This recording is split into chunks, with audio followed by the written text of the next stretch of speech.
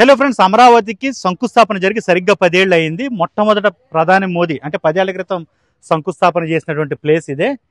దానికి సంబంధించిన శంకుస్థాపన రాయి ఇది. ప్రస్తుతం దీనైతే ఒక పార్క్ కింద డెవలప్ చేస్తున్నారు. అందరూ అమరావతికి వచ్చిన వాళ్ళందరూ కూడా చూసేలాగా మొత్తం దానికి సంబంధించిన శిలాఫలకం ఇది. ఆంధ్రప్రదేశ్ ప్రజా రాజధాని 22/10/2015 అంటే 2015 అక్టోబర్ 22న ఇక్కడ శంకుస్థాపన చేస్తారు. నరేంద్ర మోదీ అటెండ్ అయ్యారు శంకుస్థాపన చేయడం కోసం.